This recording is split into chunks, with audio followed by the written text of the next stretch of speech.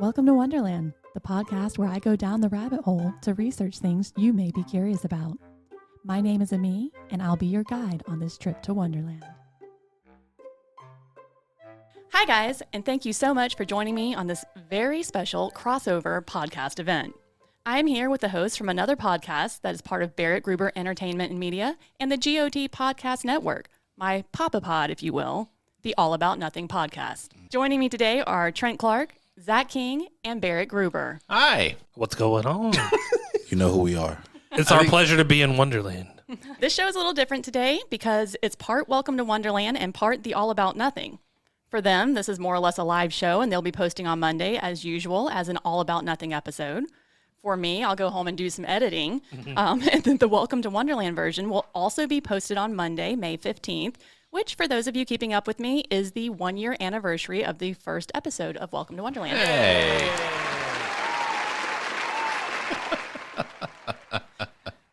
For my listeners, you're familiar with my format, but since All About Nothing listeners may not be, this is for them.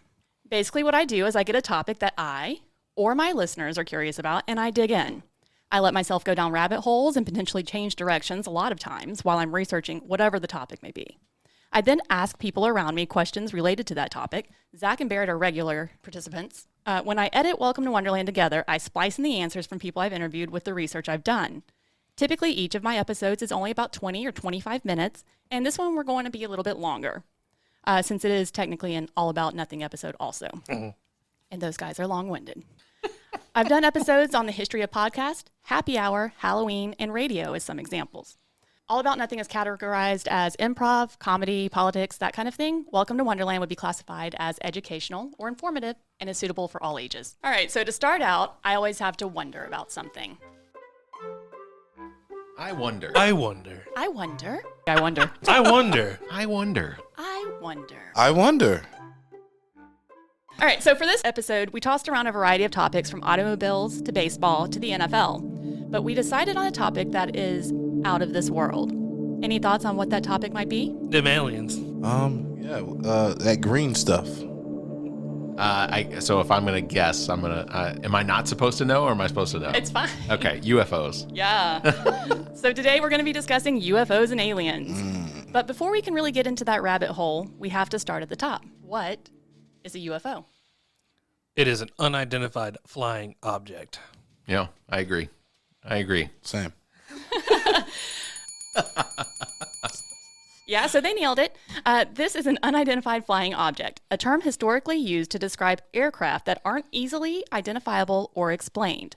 Air Force officer Edward Ruppelt, who investigated aerial phenomena in the 1950s, coined the term unidentified flying objects and UFOs.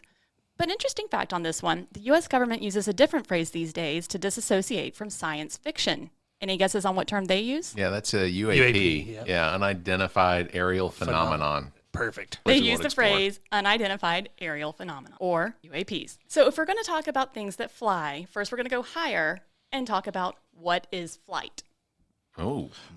Flight is movement through air. Is it anything? I guess, yeah, that would be the most, logical. But I guess you would have to it. actually define it a little bit more.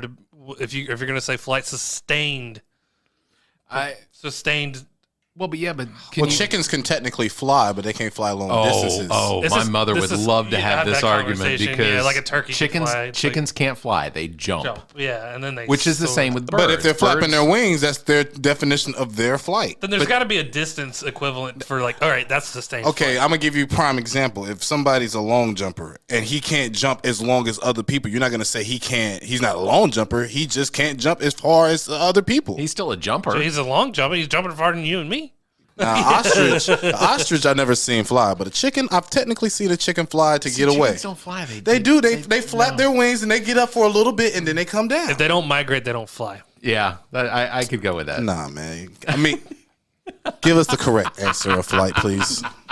So flying is the process by which an object moves through an area without touching a planetary surface. This flight takes place within an atmosphere, such as in aviation, or through a vacuum of outer space, as is the case with space flight.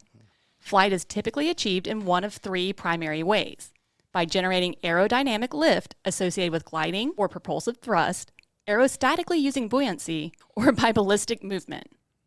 So aerostatic flight, or buoyant flight, is a method by which the device stays aloft using buoyancy, which gives the aircraft the same overall density as air. So what kinds of things do you think use buoyant flight? Balloon, Yeah. like a Weather balloon or weather something? balloons. What else? A kite? No, a kite uses lift. Yeah. Trying to think of. I think a balloon, if you're going to talk about the buoyancy, where it's making itself as dense, equal to the air surrounding it. Or maybe a helicopter.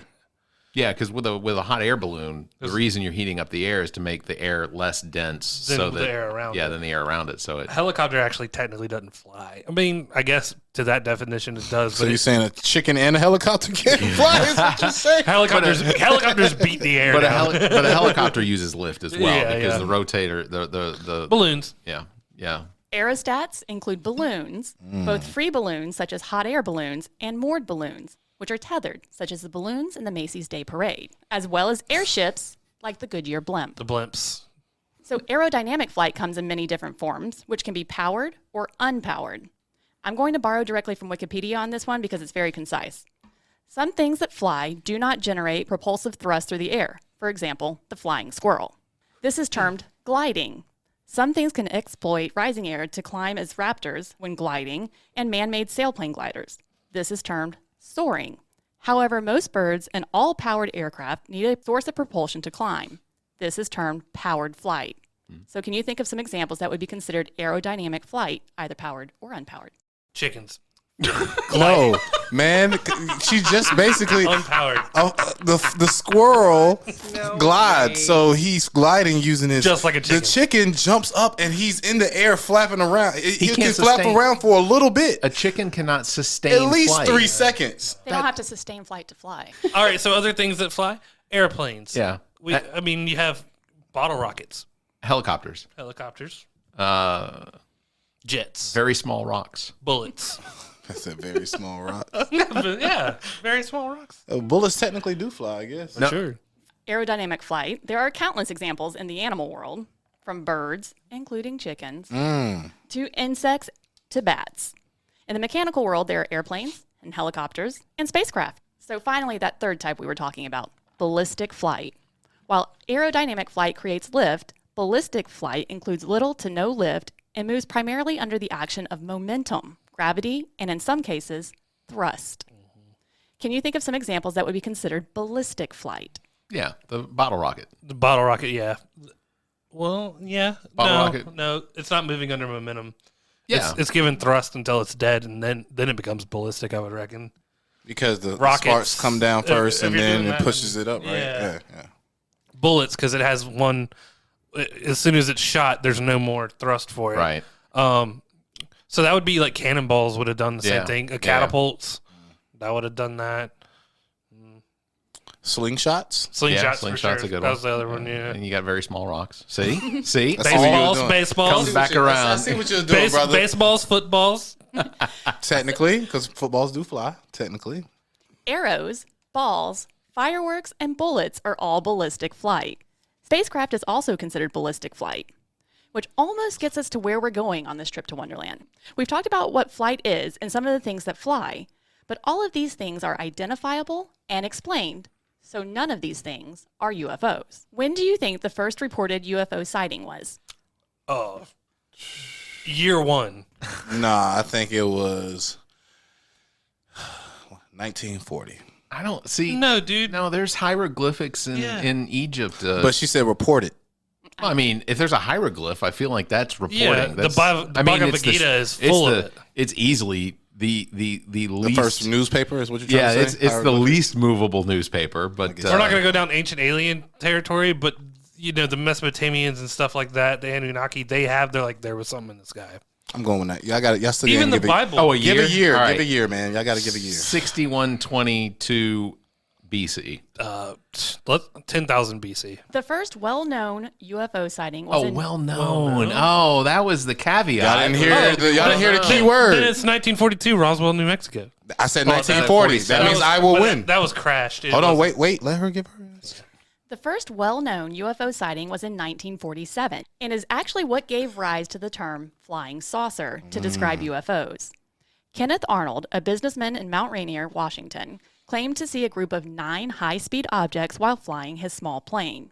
He estimated their speed was several thousand miles per hour and reported they moved like, quote, saucers skipping on water, which then a newspaper incorrectly reported as objects themselves being saucer-shaped, so flying saucers.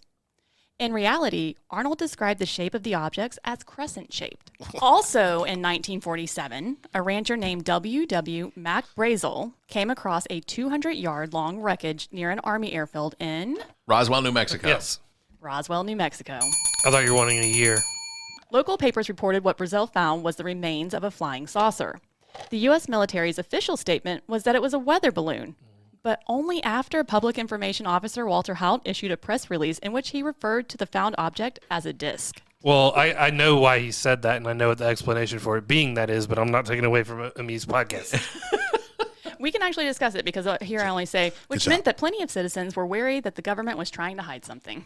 So the explanation is they were trying to hide something. So during that time, it was Cold War, all that going on right after World War II, and everyone's testing nuclear weapons.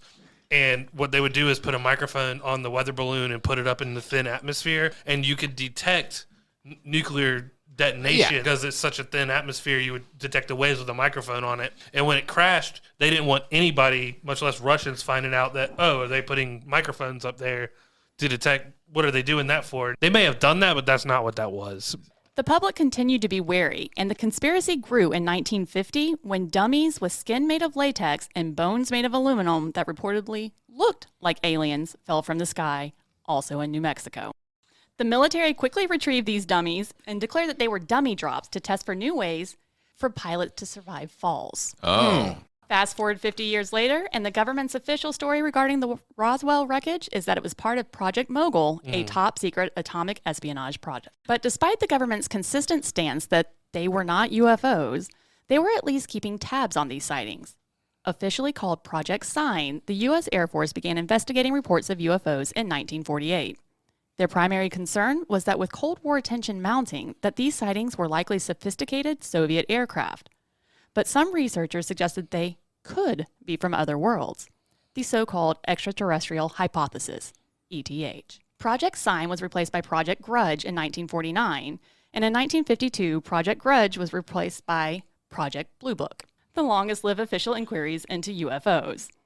This project was headquartered in Wright-Patterson Air Force Base in Dayton, Ohio, and closed in 1969. The National Archives offers no information on sightings after that date, but the entire Project Blue Book has been declassified, and the records are available for examination in the National Archives. So let's talk numbers. How many UFO sightings do you think have been reported? In the last what? You mean like total? Since 1942? Millions. Yeah, I gotta assume there's got to be I'll go with hundreds of thousands. I'm going with 32,000. Very specific. Yeah. So in the 22 years that Project Blue Book was in play, there were 12,618 sightings reported to the project. That's roughly 1.5 sightings a day for 22 years. But of those 12,618 reports, the government has debunked or explained all except for 701, which to this day remain unidentified. So there was a period of time where the government wasn't collecting official reports of UFOs or UAP sightings, but on November 26, 2021, the Airborne Object Identification Management Synchronization Group was established to synchronize efforts across the Department of Defense and other federal departments and agencies to detect, identify, and attribute objects of interest in special use airspace. This effort was renamed with an expanded scope on July 15, 2022 to the All-Domain Anomaly Resolution Office, the AARO. Arrow. Initially, National Intelligence reported 144 sightings in a 2021 report, but just earlier this year, that number was 510, due in part to some new reports and in part to some older ones that were discovered in files. An office within the Department of Defense has determined that about half of these additional 366 sightings display unremarkable characteristics. Of the additional sightings, 26 have been initially characterized as drones, 163 as balloon-like objects, 6 as aerial clutter, which leaves 171 unexplained, some of which exhibited, quote, unusual flight characteristics or performance and require further analysis. But these sightings certainly aren't all of them. And if you look closely enough, there are reports of what amounts to unidentified flying objects going back to antiquity. If you've listened to my podcast before, you know that Pliny the Elder and his writings come up a lot. Believe it or not, UFOs are strangely not an exception. In 76 BC, Pliny the Elder reported in chapter 25 of his The Natural History, a chapter called Ominous Appearance in the Heavens that was seen only once.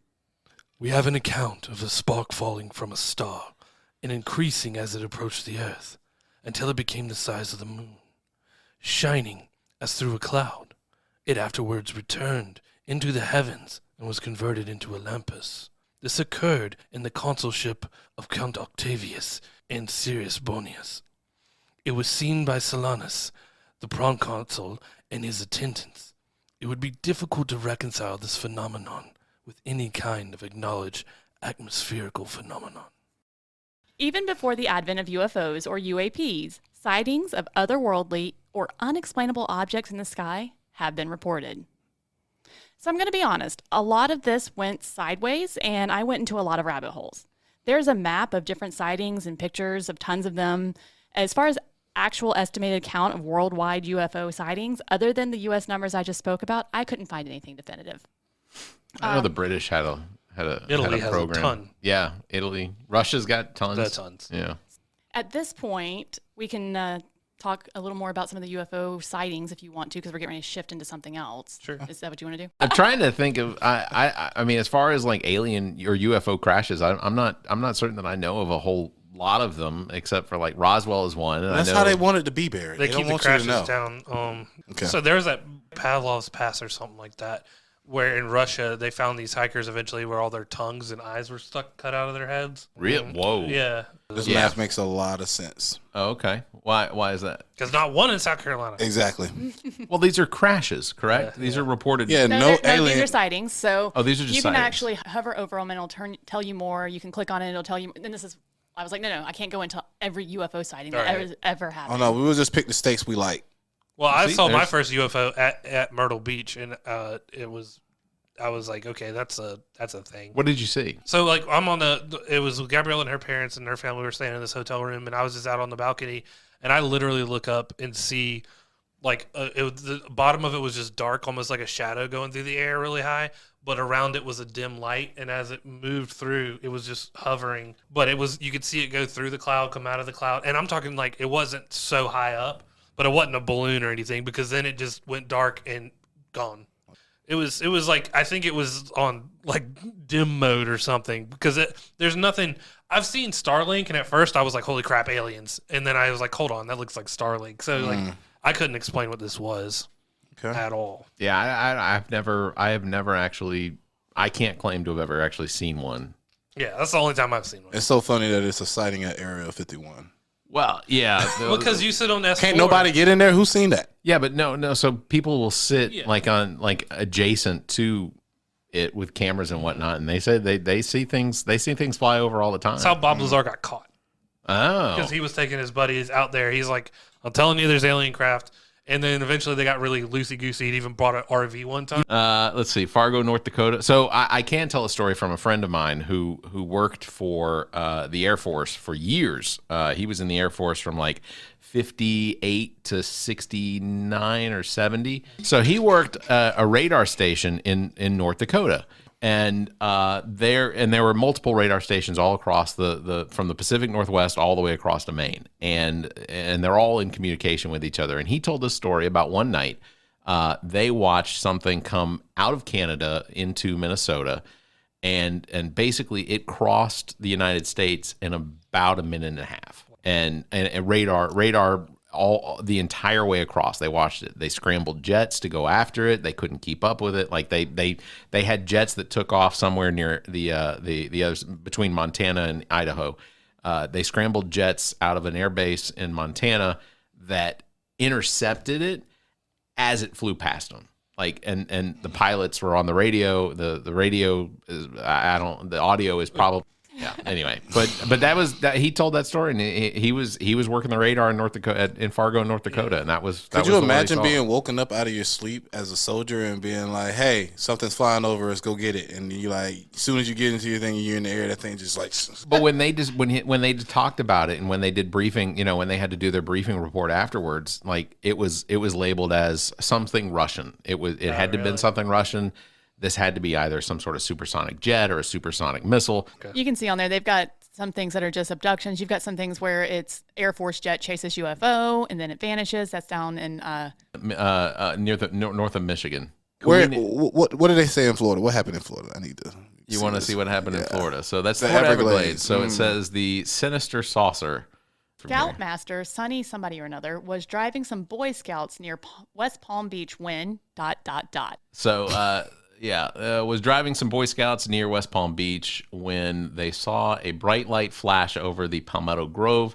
He stopped to investigate and later emerged terrified with burns on his arms and a tail of a 30-foot diameter saucer that had enveloped him in a red mist. Grass in the grove was singed and its roots charred.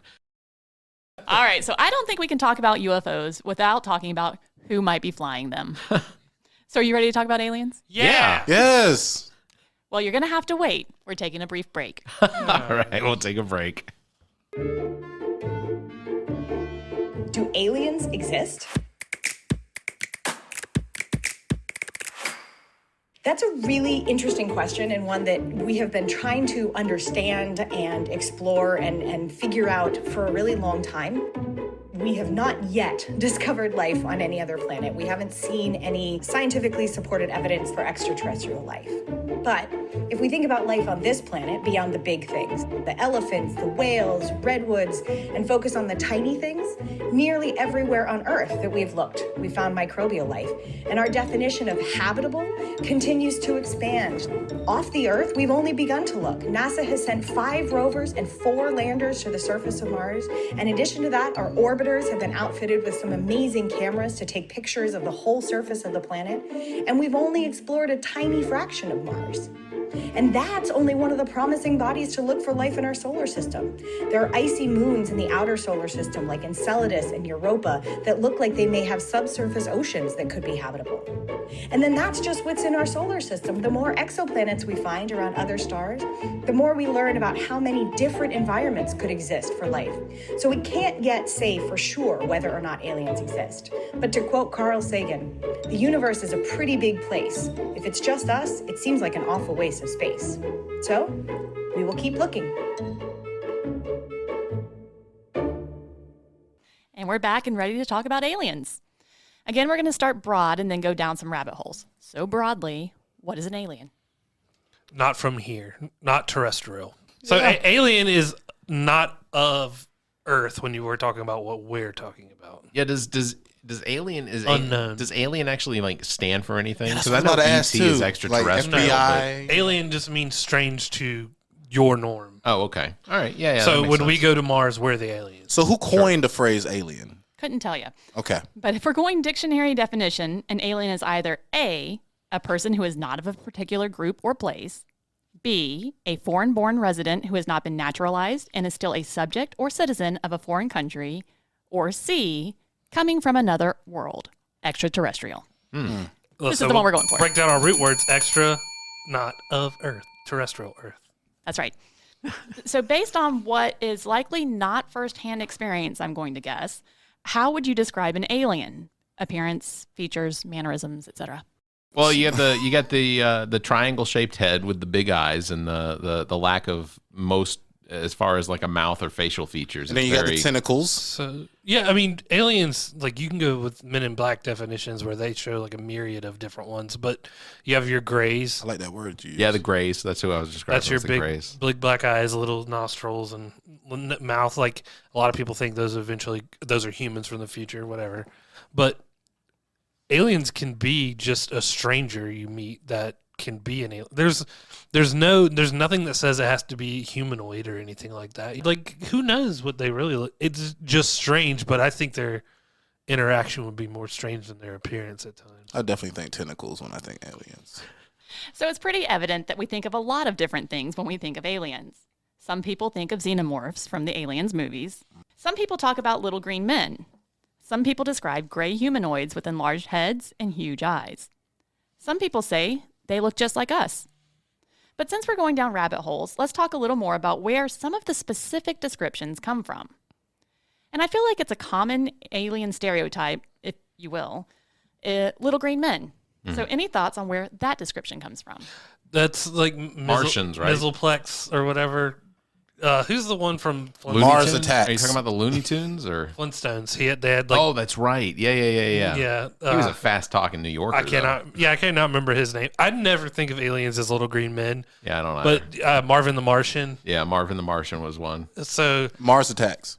Yeah, Mars Attacks. yeah, They had Yeah. So as far as little green men go, again and again in my research, this one came up as to likely predating sci-fi stories going back to 12th century English legends known as the Green Children of Woolpit, in which two children, a brother and a sister, mysteriously show up in town. They look normal in appearance, except that their skin is green. They also speak a different language. After several years and learning to speak English, the sister explains that she and her brother came from a land where the sun never shone and the light was like twilight. But as far as science fiction goes, the use of the term little green men dates back most often to the 1940s. Harold Lawler used the term in his story Mayaya's Little Green Men in Weird Tales in 1946. In 1955, Frederick Brown's popular science fiction novel Martians Go Home, the aliens, from Mars in this instance, were small, green-skinned invaders who spent their time playing annoying and embarrassing tricks. References to little green men can be seen on TV in the 1960s with the Flintstones' Great Gazoo. Greg Gazoo. That's there what he it is. was. That, dum-dum, is where I have to draw the line. Mechanics I can inspire, but personality is something you have to be born with. And Star Trek's Tomorrow is Yesterday. All right, Colonel. The truth is, I'm a little green man from Alpha Centauri, a beautiful place. You ought to see it. 1988 saw mention of little green men in Doctor Who.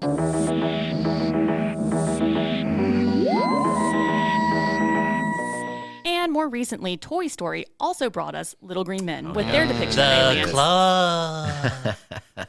So folklorist and UFO researcher Chris Aubick has stated that the term little green men was in popular use long before UFOs ever came onto the scene, but its transition from the world of folklore to ufology was seamless.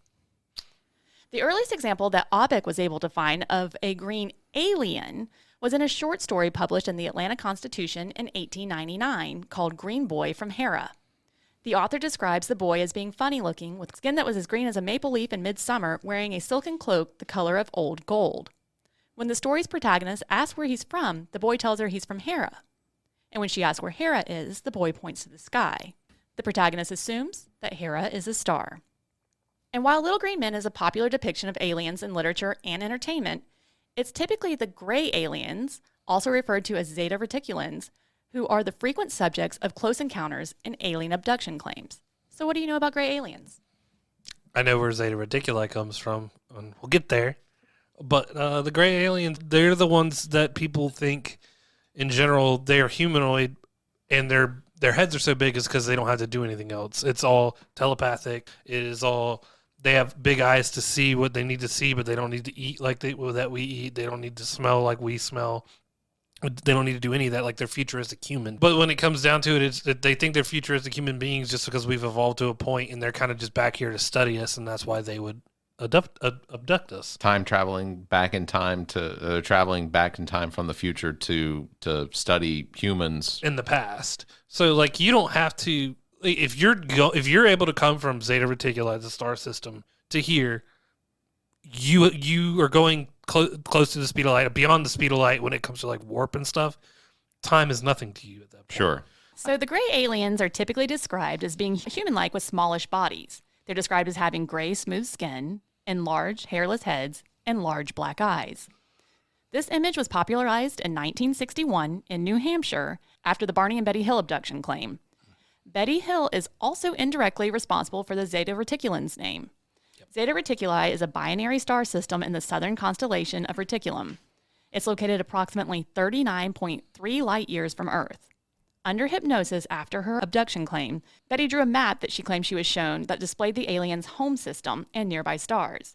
In 1969, a school teacher by the name of Marjorie Fish attempted to create a model based on Betty's drawing and eventually determined that the stars marked as the aliens' home were Zeta Reticuli. That's the thing about that. I have goosebumps now because she has no reason to know that at all. Also, there's no reason to think because they ran from this UFO that like was chasing their car. Yeah. And they both got hurt from it for one, and the car tested radioactive as well. The fact that when she got abducted, I don't get why an alien would give her a tour of the ship. Like, that's kind of funny. But she mapped something that an astronomer later was able to go, that she's dead on. So among reports of alien encounters, greys make up about 50% in Australia, 73% in the United States, 48% in continental Europe, and 12% in the UK. A quick note here, it turns out that UFOs and alien abductions are primarily a phenomenon in English-speaking countries. So while researching greys, I also learned of a skeptic, Frederick V. Malmstrom, who in 2005 presented the idea that greys are actually residual memories of early childhood development. Think about what you're told about how infants perceive the world. Malmstrom's supposition is that the murky skin color, the enlarged eyes, no additional discernible features may actually be vague memories of our mother's faces as perceived through the senses of an infant. So largely, skeptics believe that pop culture is the reason why the specific image of greys lives on. A case of life imitates art, imitates life. Like with much of the conversation we've already had today, most of the sightings and stories are of a modern era, but there's potentially some earlier entertainment that may have given life to these images. In 1891, a novel called Maida, A Tale of the Future was published by Kenneth Follingsby, in which the narrator encountered small, gray-skinned aliens with balloon-shaped heads. In 1893, H.G. Wells gave us futuristic human description in The Man of the Year Million, describing humans as having no mouths, noses, or hair with large heads. He also described a similar successor species to humans in The Time Machine in 1895. Yeah. The Time Machine was terrifying. From there, you've got Mars Attacks, Men in Black, Third Rock from the Sun, Independence Day, Fire in the Sky, Contact, the Aliens movies, and even Indiana Jones. Yeah. Okay. Well, So- can we just forget? That's what Can I we just told you, forget the yeah. crystal skull? So, what are some of the other portrayals of aliens in pop culture? I mean, you said them all. K-Pax was a great movie. Yeah, that was a good movie.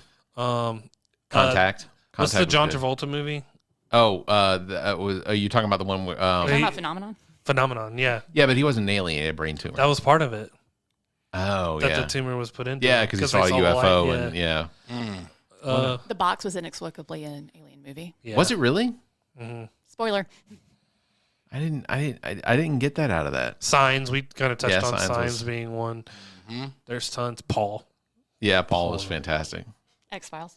I mean, X-Files went About to everywhere. say, There's nothing. Outer Limits, of course, they did that as well. They're everywhere. I mean, Star Wars, Star Trek, all Yeah. of them. yeah.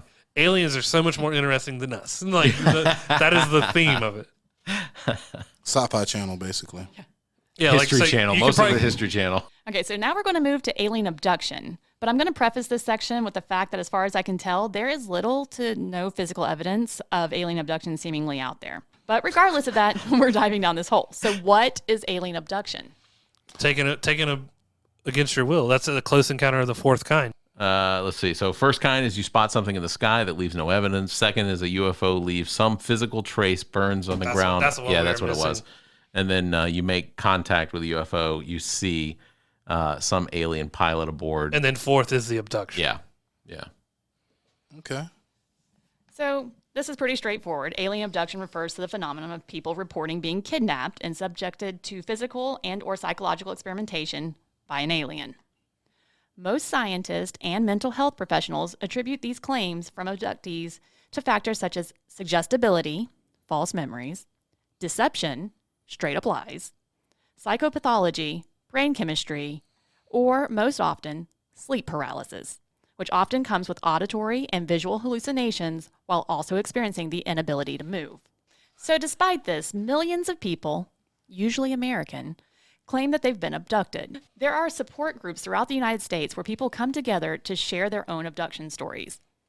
There are two landmark cases for alien abduction: the Hills, who I mentioned a few minutes ago, and a Brazilian named Antonio Vilas Boas in the 1950s.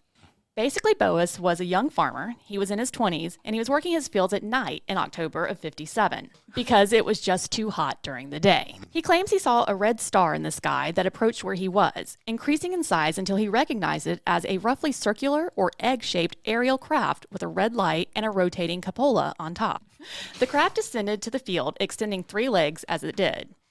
This concerned Boas, and he did what I imagine most people might do in that situation. He took off. First on his tractor, but that died only a short distance away, so he began to run when a humanoid, roughly 5 feet tall, wearing gray overalls and a helmet, grabbed him and dragged him back to the spacecraft. I'm not going to get into the nitty-gritty of what he says happened, as this podcast is suitable for all ages, but if anyone is interested, let me know and I'll send you some information on it. So the other landmark case was the Hills. I mentioned these folks earlier when I spoke of the gray aliens in Zeta Reticuli. According to the Hills, they were driving back from a nice Canadian vacation in September of 1961. It was nighttime, and Betty believed she saw a falling star until she saw it move upward.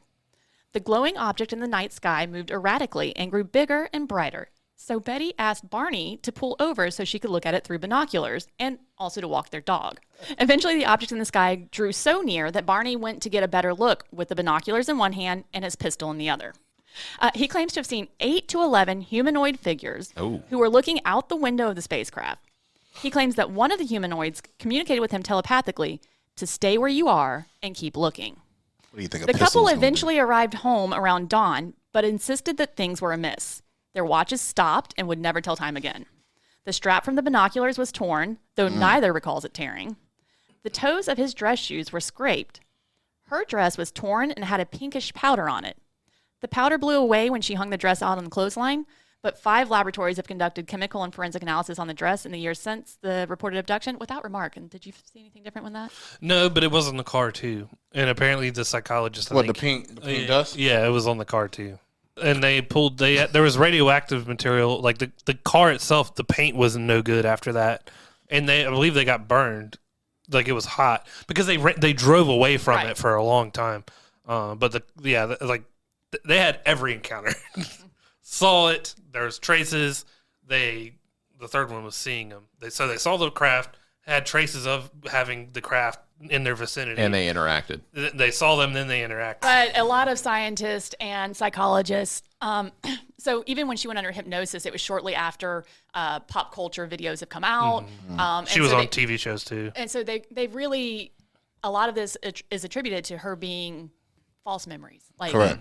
Them being in her head and her recalling them as her own memories. I actually don't have anything else on the Hills unless you have other things. The accuracy of some of the things that were, there's so many things, like especially her with the map part. That's kind of like, all right, well, how do you just guess that? I don't think you do. Right. I don't know. So there have been television episodes about this case, books written. Carl Sagan has discussed it in Cosmos. Aspects of their story were used in episodes of The X-Files, Dark Skies, and even American Horror Story. Yep. So part of the reason these 2 cases are considered to be the landmark cases is because they establish basically canon for alien abductions moving forward. Essentially, most abduction stories follow a very similar script, even though some of the details are changed. So have you heard of any compelling stories of alien abduction that make you think maybe it's true? Yeah, there was a guy, I cannot remember the state, but he was a logger. Yeah, And Fire in the Sky. yeah, so yeah, it was. I have not seen the movie, but they were out there logging, and they all saw the light, and this guy was like, "Well, I'm going to go to it. Yeah, like that's what I'm going to do." And he was abducted, and he was gone for a very long time. It was 4 or 5 days. Yeah. Yeah, he was gone for a very long time, and eventually he was dumped on the side of the road, and they actually like really did hurt him. Well, and not only that, but like the men that he was in the truck with, because there were 5 or 6 other men in the truck that saw him go into a field that in the middle of a forest. He gets out of the truck, goes into the middle of the field, and a beam of light hits him, and then apparently begins to pull him up into the air and like lifts him up into the air, and at that point they took off. And from that point, like they as soon as they got to a town where they were scared to get out of the truck. Yeah, but as soon as they got to town, they called the police, and like the police did a search for 3 days in the area they were looking for. Could not find him. Not anywhere. And then all of a sudden he just turns up on the side of the road. Wow. Alien abductions and UFO sightings tend to be met with some skepticism, especially from the scientific community. But certainly, it's hard to be a scientist and think that the possibility of life on other planets isn't possible. Well-known astrophysicist Neil deGrasse Tyson, My boy. That's Zach's boy. shared his thoughts on aliens in an interview with CNN. Do you believe that there is life out there somewhere? I would say that if there weren't life, it would be astonishing. If given how common our ingredients are and how quickly life took place here, and how many planets we know are orbiting host stars, And it would be astonishing if that were the case. and what about aliens and what about UFOs? Well, to me, any life is alien. You mean aliens like with antennas and ray guns? It's something more than a cell. Okay, something that could land here in a spaceship. It could be out there. There's no evidence that would convince an authentic skeptic that we've been visited. And I can tell you this, these fuzzy, monochromatic Tic Tacs that show up on the Navy restricted airspace in our own atmosphere. By the way, you've seen the high resolution images from a telescope we parked 1 million miles from Earth called the James Webb Space Telescope, looking at the edge of the universe. And the best you have of visiting aliens in our own atmosphere is a fuzzy Tic Tac. You got to do better than that. It's a FLIR cam. Convince an astrophysicist. It's a FLIR cam. Yeah, I think it was in that situation, I think that it was the product of the circumstance, which was the pilots can't fly planes while trying to take pictures, especially if they're engaged in something. And that camera has to be cheap enough to put on every aircraft. Exactly. And it's designed to recognize things you're known to recognize. Hey, these are $1 million aircrafts. You don't think they can put that in the budget? Go buy one camera. Telling you. And Neil's fair in that assessment. So I also have a short video from the Planetary Society, which I just learned is Yeah, Bill Nye's the president of it. It also includes audio clips from Frank Drake and Carl Sagan discussing intelligent life in the universe. Love so we're Carl going to play that one. We take the solar system, which we know has happened, and the life on Earth as typical. And as far as we know, it is typical. We know of nothing, no freakish event that was required for us, with our motorcycles and our videotape recorders, to exist. We've hardly searched all the various frequencies, the forms of signal, the places in the sky from which signals might come. The fact that we so far have no evidence of extraterrestrial life is not at all discouraging. We shouldn't have found it yet. We have hardly begun.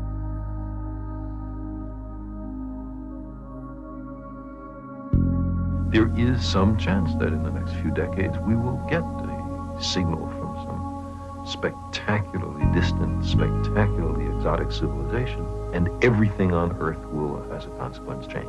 That is possible. I think even if there's a plausible argument for a few, we ought to keep looking. I'd even go further than that. If there's a plausible argument that there isn't anybody out there, bearing in mind that we can be wrong, we ought to keep looking, because the question is of the most supreme importance. It calibrates our place in the universe. It tells us who we are. Well, the thing is, too, so Carl Sagan, he's one of the people who started the Planetary Society. Bill Nye and Neil deGrasse Tyson both learned from Carl Sagan. But he's right. At the beginning, he says, we're only just now understanding the mediums in which life is speaking to us. That's dimensions. You can talk about dimensions. That's a big factor. You think they are flying like this, you're only seeing glimpses of them clipping in and out of dimensions that we know. We know of 3. Correct. They may know of 10. So I agree. It's hard to think that there isn't the possibility of life on other planets. It's foolish to think that. And it may not be little green men or gray humanoids, but it's hard to think that there's nothing. So there we have it, my friends. Thank you so much for joining me as we went down so many rabbit holes this week. I hope you enjoyed learning a little more, and thank you to the All About Nothing guys, Trent, Zach, and Barrett, for making Welcome to Wonderland's first year anniversary episode such a memorable one. Well, in Amii, we didn't go down a rabbit hole today. We went down a wormhole. Until next time, be safe, be kind, and stay curious. The Welcome to Wonderland podcast is copyrighted by Amii Bland and is part of the Barrett Gruber Entertainment Division. This podcast is recorded at the podcast studio at GOT Sound Studios in Lexington, South Carolina. Any thoughts or opinions expressed as part of this production are those of the host, unless otherwise noted. Subscribe to the podcast wherever you get your podcasts.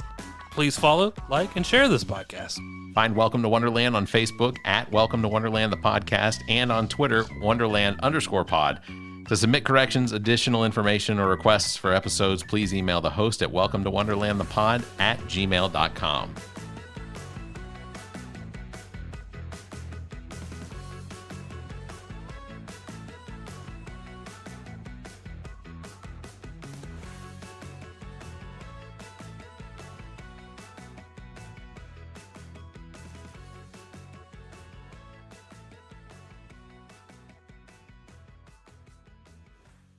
Should we take a break first? Well, no. Said no editing. See, that's where the dun dun dun goes. Yeah. And quickly, Zach was put in his place, as if through a cloud. Zach was put in his place by the corrector. Because when we get to the end here, I have a line that says, so I don't think we can talk about UFOs without talking about who might be flying them. So are you ready to talk about aliens? And then you guys will say, yes, of course I'm ready. And then I'll say, too bad, we're going to break. Okay. That's all I needed today. So UFOs are pre-break, Spoiler alert. aliens are post-break. Okay, fair. I wish I would have knew that for the first part of the episode.